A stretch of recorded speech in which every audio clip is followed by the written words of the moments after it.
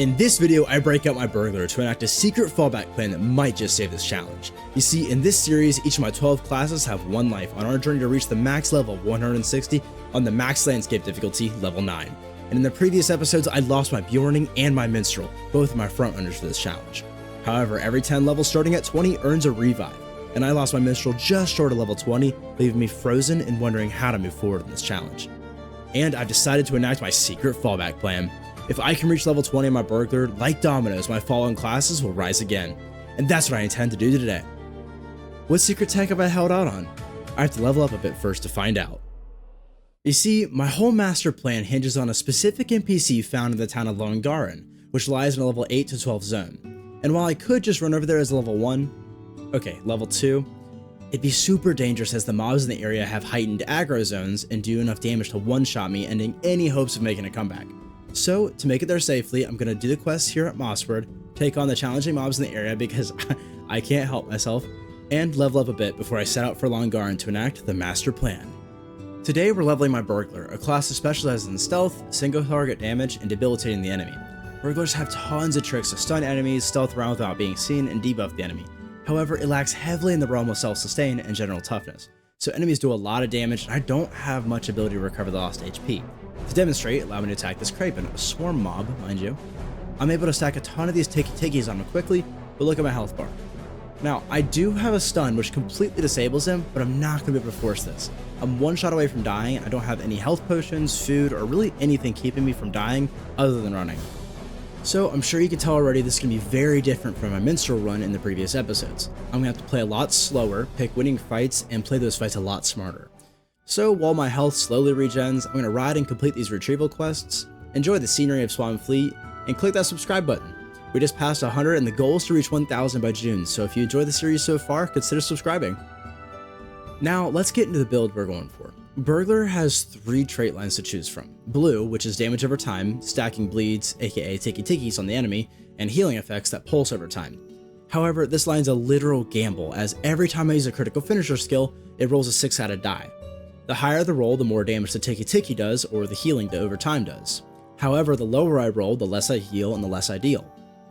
A span of poor rolls can seriously derail a fight. This is my current setup because it's what I've always run in challenges like this well before I started making these videos. You see, before making this series, when the landscape difficulty came out, I did 1 life solo adventures to see how far I could get on each individual class with 1 life. And in those previous adventures, whenever I played Burglar, I went with blue line because tikkies in most cases are king. Red line is more focused on stealth and flat damage output, putting out as much damage as possible with no self-sustain or debilitating effects in mind aside from damage vulnerabilities. Great for group play burning bosses, not great for surviving solo level 9. Now yellow, the more I read into yellow line, the more I'm considering swapping my trait lines because of the access to more health and damage evasion feels like it'd be really strong. But for now, I just earned another tikki to stack on the enemy, and critical hits are becoming more common, allowing me to use my heal more. So for now, I'm going to stick with blue and finish collecting these feathers.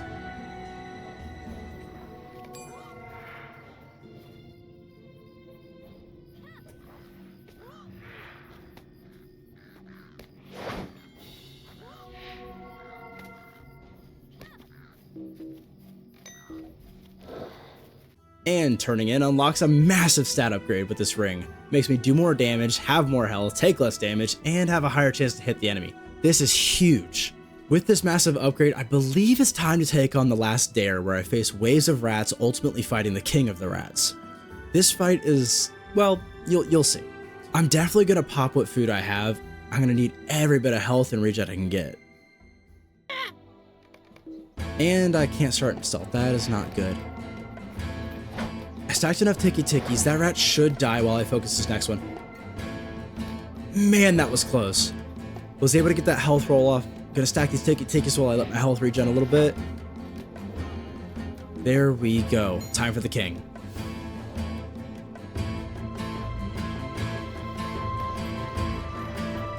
I'm gonna stack these as quick as possible, and a 1. Great. I gotta stun him. Oh no, pop a potion. Oh my god, he critted me right as I stunned him. That was so close. Roll a heal. Oh, and of course it's a 2. Alright, I gotta kite this out and hope to get a reroll off.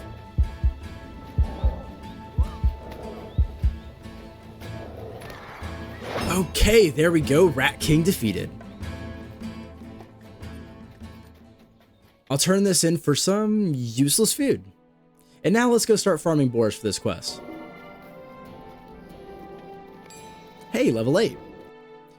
Okay guys, we're gonna do it. I'm trying Yellow Line. I can always swap back if it doesn't feel good, but we're gonna give Yellow Line a shot and see if it feels any better because I feel so weak in blue. So we're gonna go with this 5-second stun, more health, and an instant cast heal that I can pop in a pinch because Tiki Tiki heals and health potions alone feel so bad. Yellow Line skills are completely different from Blue Line. Blue Line, you're more focused on gambling and damage over time, whereas here in Yellow, you're looking to disable, debuff, and addle the enemy. These skills allow me to not only deal damage from range, boasting a 15-meter range, but also decreases enemy outgoing damage, run speed, and chance to hit, and increases enemy attack animation times and incoming damage. Okay, after playing around with this for a little bit, it already feels infinitely better than Blue Line. Watch this, I can still stack some Tiki Tikis, kite him out because he can't catch me, and I can spam these range skills without him getting a single hit. I think we're going to stick with this for the time being. With that said, I think I'm ready for the Howling Stones, where I need to collect King's Foil and defeat beasts in the area, so let's head over there. This is probably the most dangerous area around Mossward, Mossward being the little town I've been questing in, obviously. On top of the billion wolves prowling around, a great warg lurks here, which I'll have to take out eventually. I'm just going to sneak around for now, grabbing all my King's Foil. Ooh, a backpack. Tree stump scoop. Okay, a potion. A treasure cache. We're rich! Big treasure scoop. Oh, what is that? Oh man, that's a really good necklace. At level 13, this will be the best in slot necklace, hands down, primarily statted towards damage output. This is a massive find. It'll likely go to my Warden or Mariner to wear as they level through, because my secret plan should allow my Burglar to bypass the teens completely without need of gear. Oh man, there's 9 more of these chests scattered throughout the region.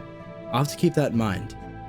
So I realized I didn't really need to be in the Howling Stones yet, just nearby, but it was a good little peek in. I can clearly handle it. However, I'm gonna quickly take out this boring King's Foil quest. Okay, so after turning in, I now need to get more King's Foil. There and back again. Seems like a good title for something. Ooh, a box in my inventory. Oh my gosh, it's a mini pet. And there's the skill. Toadstool! Oh, look how cute he is. All bioluminescent and stuff. Alright, squad, what do we name him? Should it stay Toadstool or should we name him something else? Top comment decides. Adorable. Come on, Toadstool, we have a warg to fight. I was a little nervous before, but with you, we can do anything. King's Foil 1. King's Foil 2. 3, 4, 5. King's Foil 6. And 7. Alright, ladies and gentlemen, it is time to lock in. This warg has claimed many hardcore characters in the past. Step 1 is clearing out these wolves. Boom. No more wolves. Alrighty, I'm gonna pop all the food and buffs I can. Let's do this.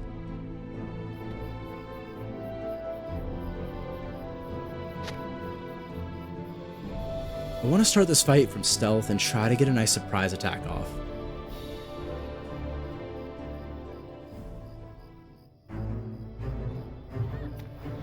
Okay, I'll stun him early, might get a second stun off later in the fight, cleanse this bleed, stack as many of these bleeds and debuffs as possible, and it's time to kite. Oh, and he now has the red and rage buff. That's not good. Just keep kiting, spamming my range hit.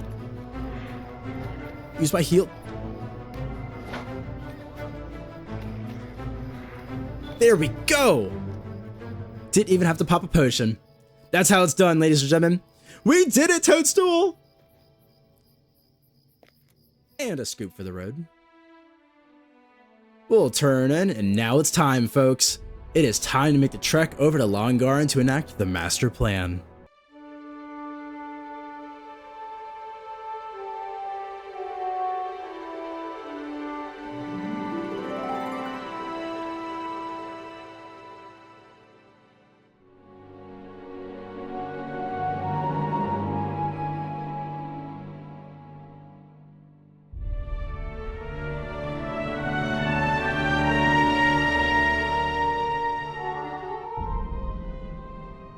Now, you're probably wondering, Hazken, you made to Longarn, what's your secret plan?